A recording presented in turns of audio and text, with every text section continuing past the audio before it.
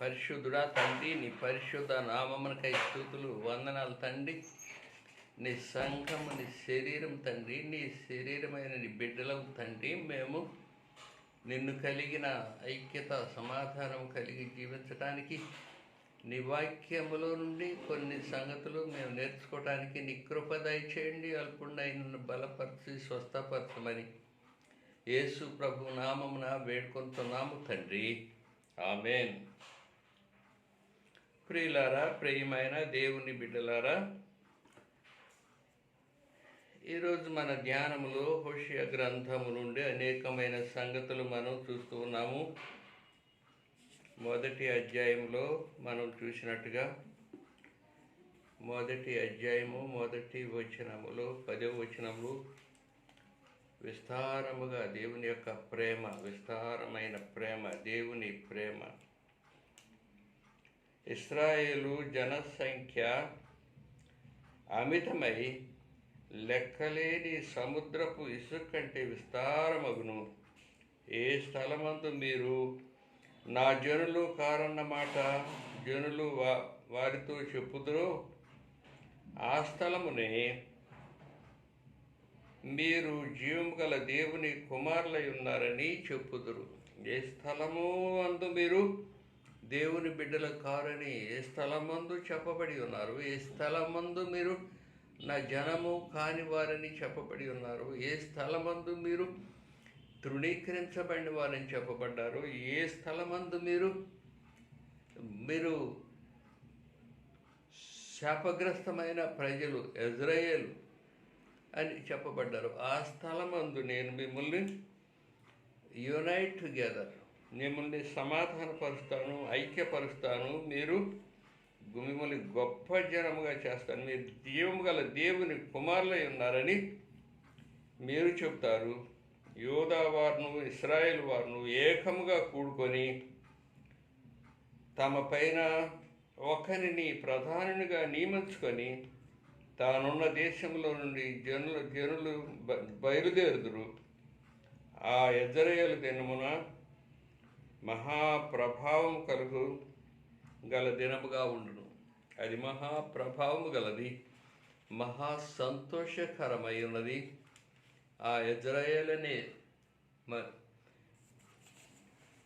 ఇబ్బందులు పడిన ఆ స్థలములో నేను మిమ్మల్ని ఐ విల్ యునైట్ టుగెదర్, మీరు నా జనముగా నేను మిమ్మల్ని చేస్తాను, మిమ్మల్ని సమాధానపరుస్తానని ప్రభు చెబుతున్నాడు. అలాగే 2వ అధ్యాయంలో 2వ అధ్యాయము 15వ వచనములో ప్రేమగా మాట్లాడుదును, నేను మీతో ప్రేమగా మాట్లాడుదును. అక్కడి నుండి దానిని తోడుకొని వచ్చి దానికి ద్రాక్ష చెట్లను ఇత్తును, ఆకోరు లోయను నిరీక్షణ ద్వారముగా మార్చదను. ఆకోరు లోయ దుఃఖ దినమును ద డోర్ ఆఫ్ హోప్, నిరీక్షణ ద్వారాలుగా నేను మారుస్తాను అని చెబుతూ ఉన్నాడు. ఆకోరులో నిరీక్షణ ద్వారంగా సంతోషాన్ని, ఆశీర్వాదాన్ని, పెద్ద గొప్ప హోప్, మీకు ఆధారాన్ని ఇచ్చేదానిగా చేస్తానని చెప్తున్నాడు. మోషే కూడా తన మాటల్లో ఒకప్పుడు మీరు నా వంటి ప్రవక్త మీలో పుడతాడు, నాలాంటి ప్రవక్త మీలో పుడతాడు, and he will unite together, మిమ్మల్ని సమాధానపరిచేవాడు, మీరు ఆయన మాట వినండి అని మోషే ప్రవక్త చెప్పాడు. ప్రియులారా, మరి ప్రేమ గీతాలు, ప్రేమ యొక్క సందేశాలు యోహాను పత్రిక, యోహాను సువార్త, యోహాను యొక్క సువార్త ఏంటి, పత్రికలేంటి, దేవుని యొక్క ప్రేమను వివరిస్తున్న సహోదర ప్రేమ విషయంలో మీరు నిలకడగా ఉండండి.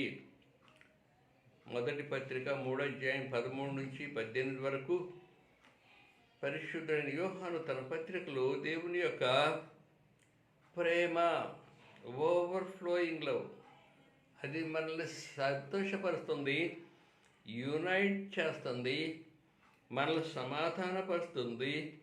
దేవుని యొక్క ప్రేమ హోషేయ గ్రంథంలో చెప్పబడింది, అనేక చోట్ల చెప్పబడింది. పరిశుద్ధుడైన యోహాను పత్రికలో చక్కగా దేవుని యొక్క ప్రేమను, సహోదర ప్రేమను, క్రీస్తులో మనం ఏ రీతిగా ఐక్యపరచబడుతున్నామో, యూదుడని, గ్రీసు దేశస్థుడని, అన్యుడని ఏ భేదము లేదు, అందరూ క్రీస్తులో ప్రజలందరూ ఒకానొక దినమున ఐక్యపరచబడుతూ ఉన్నారు. They will be united together. యేసు ప్రభువులో సమాధానపరచబడే దినము ఒకటి ఉందని రాస్తూ ఉన్నాడు. ఇలారా మరి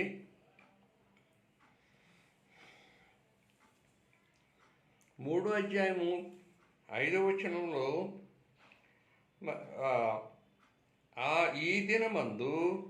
ఈ దినములందు వారు భయభక్తులు కలిగి యెహోవా అనుగ్రహము నొందుటకై ఆయన యొద్దకు వత్తురు.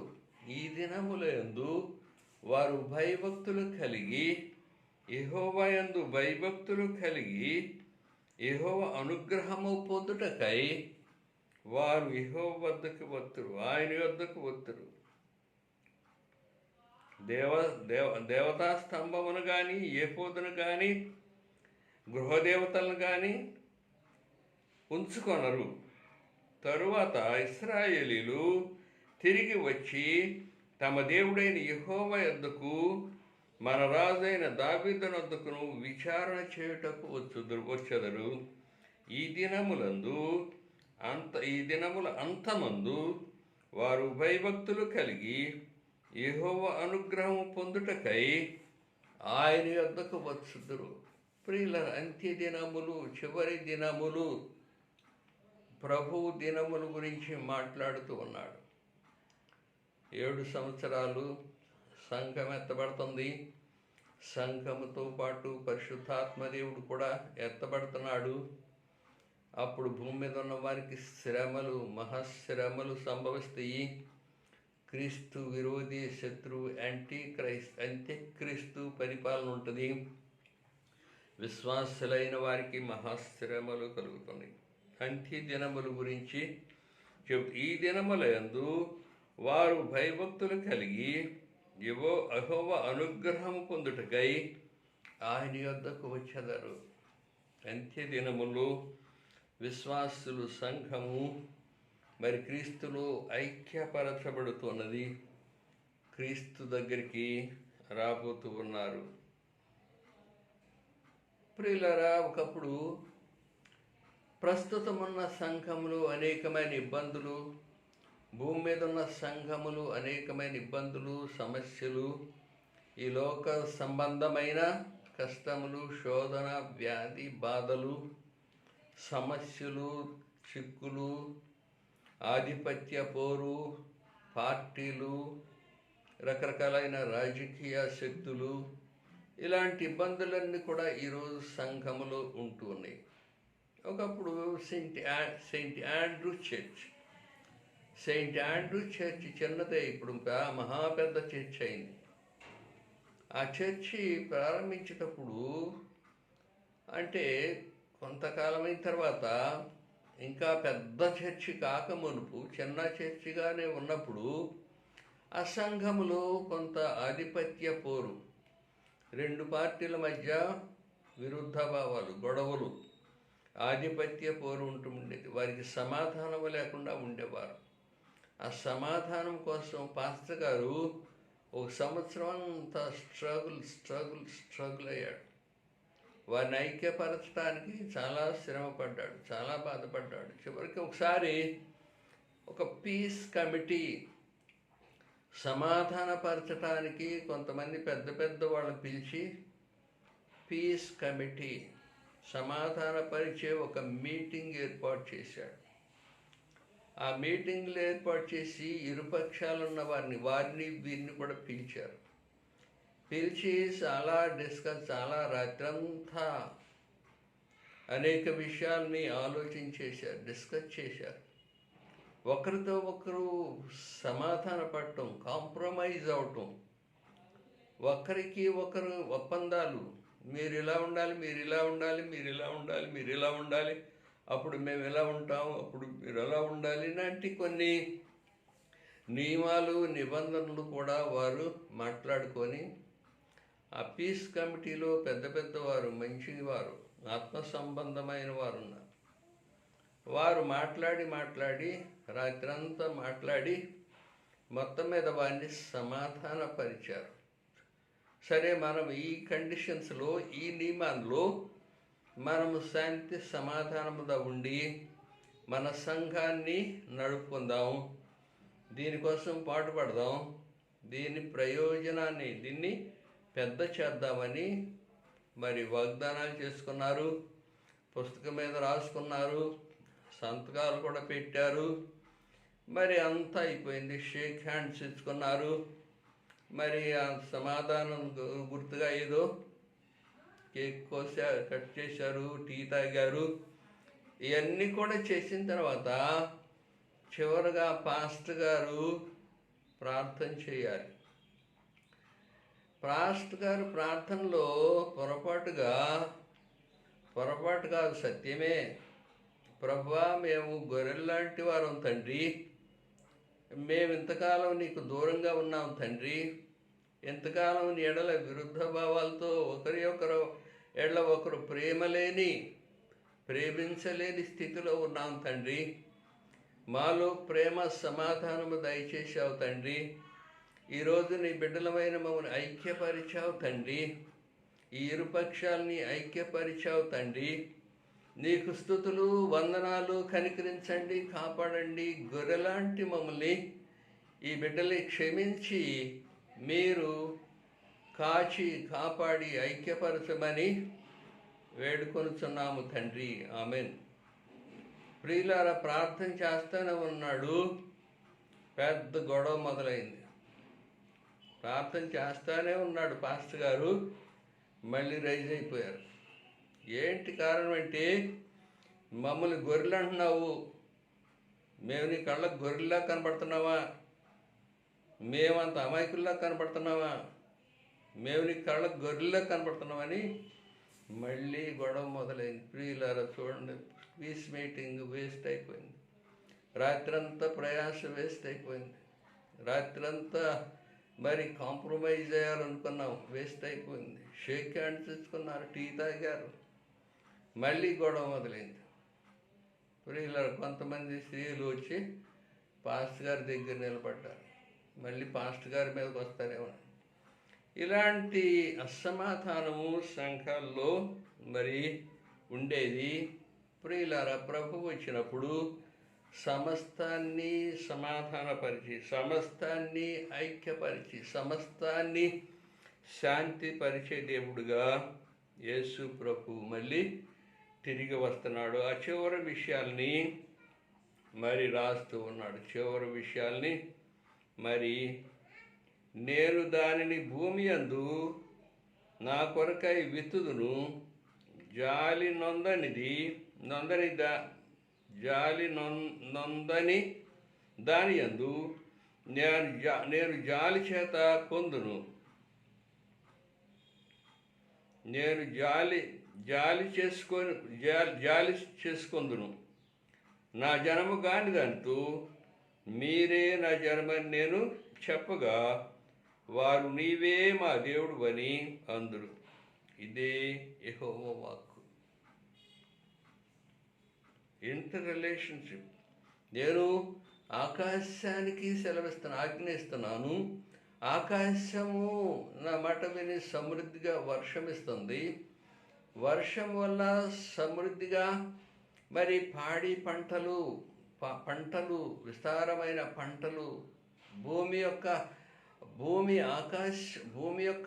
మొర ఆలకించి ఆకాశం వర్షం ఇస్తుంది. ఆకాశం భూమిని తడిపి మరి పంటలు, ధనధాన్యాలు పండుతున్నాయి. వాటి వల్ల ఇజ్రాయేల్లో నా ప్రజల్ని నేను తృప్తిపరుస్తాను, నేను సంతోషపరుస్తాను. ఇలాంటి వాగ్దానములు చివరి దినముల్లో దేవుడు ఇచ్చే కోత, దేవుని యొక్క పంట, దేవుని యొక్క కోత, దేవుని యొక్క రాజ్యము, పరలోక రాజ్యాన్ని గురించి, ఇలాంటి ఇంటర్ డిపెండబిలిటీ, ఇంటర్ రిలేషన్షిప్, సృష్టిలో యావత్తు సృష్టి కూడా దేవుని యొక్క కార్యము కొరకు ఎదురు చూస్తూ సహకరిస్తూ ఉన్నది.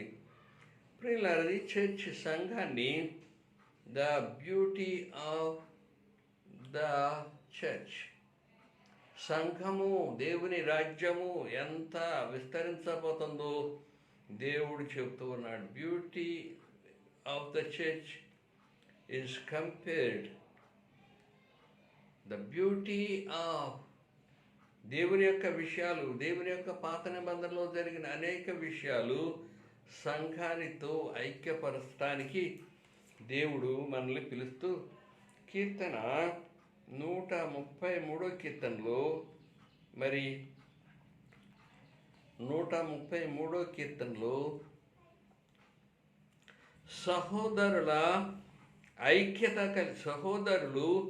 ఐక్యత కలిగి ఉండుట ఎంత మేలు, ఎంత మనోహరము. అది తల మీద పోయిబడి అహరోను గడ్డము మీదగా కారి అతని అంగీల అంచుల వరకు దిగజారిన పరిమళ తైలం వలె ఉండును. సియోను కొండ మీదకి దిగవచ్చు హెర్మోను మంచు వలె ఉండును.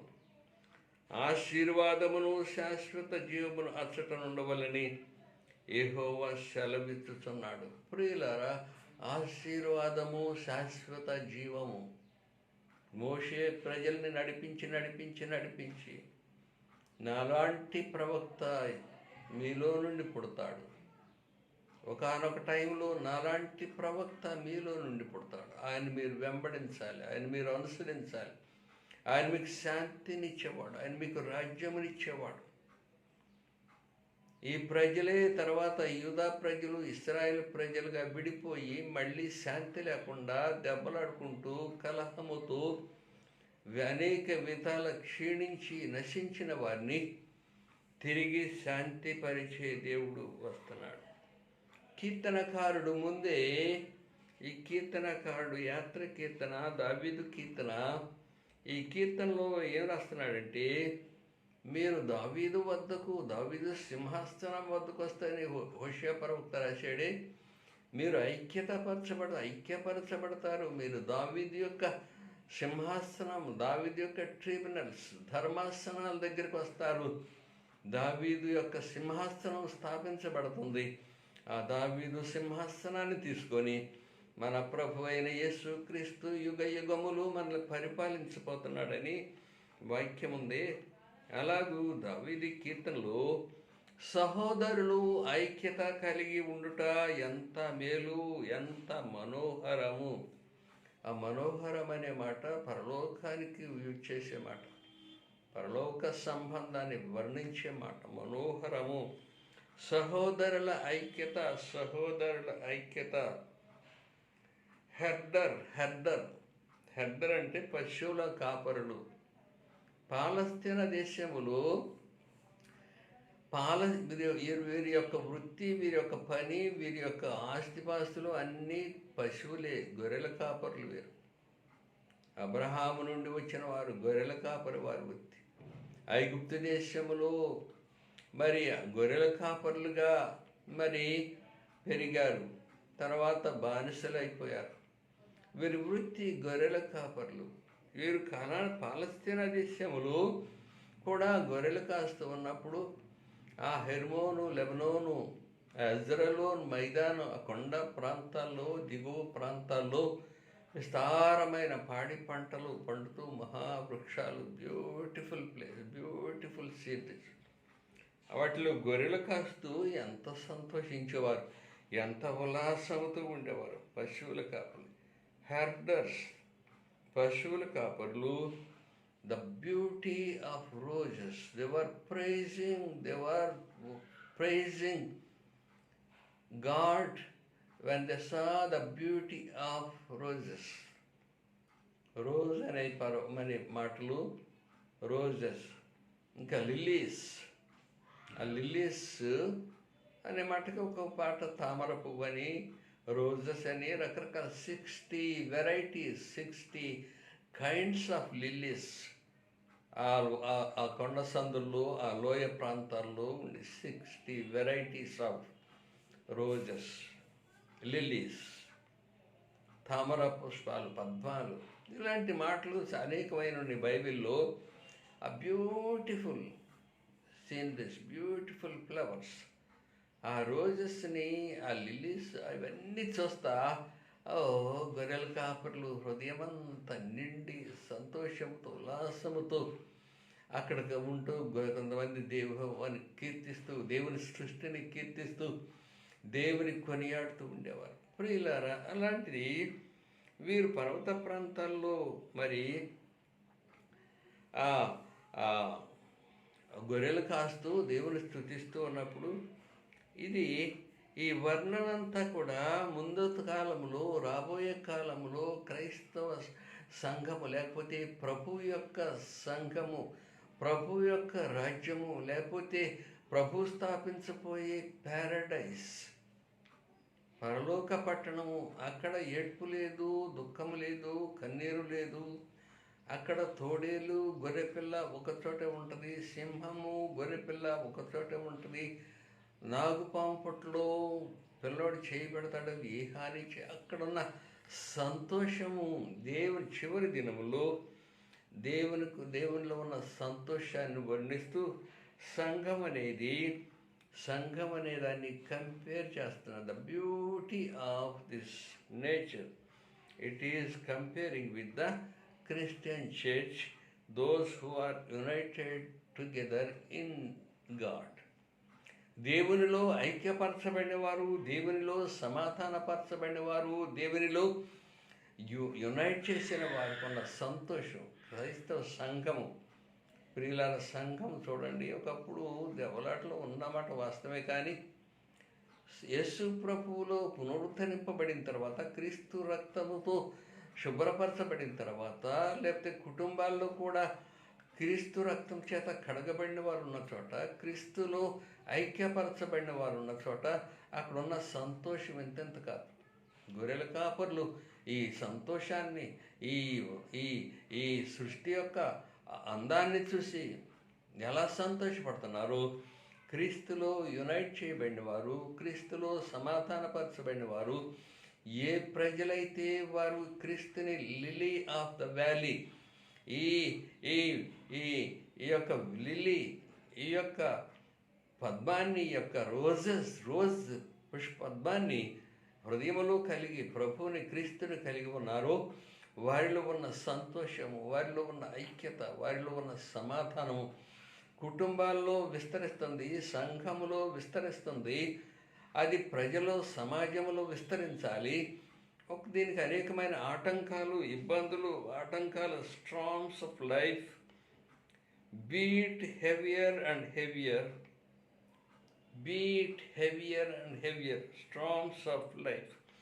హృదయములో కలిగే ఆవేదనలు, లేకపోతే తుఫానులు, మన జీవితాల్లో, మన కుటుంబాల్లో ఏర్పడే తుఫానులు, వరదలు, ఉగ్రతలు, కోపము, తాపము, సమస్యలు, గొడవలు, హత్యలు, కుటుంబాలు విడిపోవటము, కుటుంబాల మధ్య పోరు, అసమాధానము, సమాజంలో అసమాధానము, ద స్ట్రాంగ్స్ ఆఫ్ లైఫ్, జీవిత పోరాటాలు కొడుతూ బీటింగ్ మన మీద కొడుతూ ఉన్నప్పుడు, how good and lovely brotherly living together, how good and lovely brothers living together.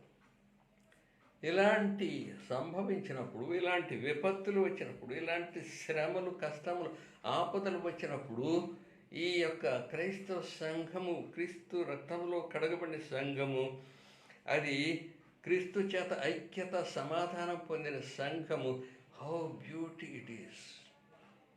ఈ లిల్లీ ఆఫ్ ద వ్యాలీస్, ఈ పద్మములు, ఆ రోజెస్ ఇట్లాగా సంతోషముగా ఉండబోతుందని మరి ప్రవక్తలు ప్రవచనము, డేవిడ్ ఈజ్ ప్రొఫెసైజింగ్ హియర్. దావీదు ఇక్కడ ప్రకటిస్తూ ఉన్నాడు. ఎలా అంటే సహోదరులు ఐక్యత కలిగి ఉండుట ఎంత మేలు, ఎంత మనోహరం. How beauty it is. అది తల మీద పోయబడి అహరోను గడ్డం మీదుగా కారి అతని అంగీల అంచుల వరకు దిగజారిన పరిమళ తైలము వలె ఉండును. ద ఫ్రాగ్రెన్స్, పరిమళము, పవిత్రమైంది, సుగంధము, సువాసన.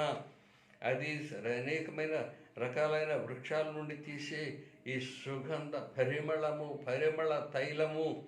ఇదేం చేస్తున్నారంటే అహరోను తల మీద పోస్తున్నప్పుడు అది అహరోను తల మీద నుండి జారి అతని భుజాల మీద పడి, ఆ భుజాల మీద కూడా అధిగమించి జారి అతని గడ్డం మీద పడి, అతని గడ్డం మీద నుంచి అతని భుజాల మీద పడి, అతని భుజాల మీద నుంచి అంగీ మీద పడి, అంగీ పొర్లి పారుతూ అంగీ చివరిదాకా వచ్చి అంగీ అంచుల మట్టుకి వచ్చి అక్కడ తళతళ మెరుస్తుంది. How beautiful beauty is.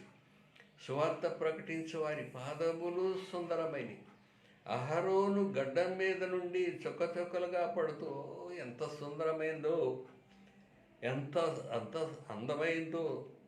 అది జారి అంగీల వరకు చివరిదాకా జారి అంగీ అంచుల వరకు జారుతుంది.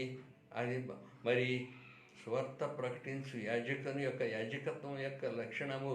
అతను పర్వతముల మీద అతని పాదములు సుందరం. ఇలాంటి చక్క బ్యూటిఫుల్ ఎగ్జాల్టేషన్, చక్కని వర్ణన ఇక్కడ వర్ణిస్తూ ఉన్నాడు కీర్తనకారుడు. ప్రియులార, గడ్డము కొంతమంది చక్కని గడ్డలు ఉంటున్నాయి. చక్కని గడ్డలు. నరేంద్ర మోడీ మన ప్రధానమంత్రి చక్కని గడ్డం. అలాగే మరి చంద్రబాబు నాయుడు గారి గడ్డం ఉంది, కానీ అది గడ్డం కాదు. రకరకాలైన మన పిల్లలు కూడా రకరకాలుగా గడ్డాలు పెంచుకుంటున్నారు. ఆశీర్వాదకరంగా దేవుని కార్యాలు, దేవుని యొక్క నీతి నియమము సమాధానం ఉన్నప్పుడు బ్యూటిఫుల్ చక్కని గడ్డం సుందరముగా వస్తూ ఉన్నది. ఈ రీతిగా వర్ణించాడు. ఇంకొక వర్ణన ఏంటంటే మరి సియోను కొండ మీదకి దిగవచ్చు హెర్మోను మంచు వలె ఉంటుంది. సియోను కొండ మీదకి దిగవచ్చు హెర్మోను మంచు వలె ఉంటుంది. సియోను కొండ మీదకి దిగవచ్చు హెర్మోను మంచు వలె ఉంటుంది. ఆశీర్వాదము, శాశ్వత జీవము అచ్చటి నుండి ఉండవల్లని యెహోవా సెలవిచ్చుచున్నాడు. ప్రియులారా, సియోను కొండ, హెర్మోను కొండ, సియోను, ఈ కొండ సియోను పరిశుద్ధ పట్టణానికి, పరలోక పట్టణానికి అలంకారంగా వాడుకునే మాట. ఇక్కడ నుంచి హెర్మోన్ పర్వతాల మీద మరి అత్యున్నతమైన ఎత్తైనవి, వాటి మీద మంచు పడి మంచు గడ్డలు కట్టుకుంటుంది. ఉదయాన్నే లేచి చూసినప్పుడు ఆ సూర్యకిరణాలు ఆ మంచు మీద పడి బొట్లు రాలుతూ ఉన్నప్పుడు ఆ బ్యూటిఫుల్ కలర్స్, సూర్యకిరణాలు మంచు మీద పారుతూ ఉన్నప్పుడు, మంచు డ్రాప్స్గా పడతా ఉన్నప్పుడు మరి ఆ సూర్యకిరణాలు వాటి మీద పడి బ్యూటిఫుల్ లైటింగ్ అలాగూ వస్తుంది అని చెప్పి దేవుడు వర్ణిస్తాడు. ప్రియులారా, ఇది సంఘము, పరిశుద్ధ సంఘము, క్రీస్తులో యునైట్ అయిన సంఘము, క్రీస్తులో ఐక్యపరచబడిన సంఘము.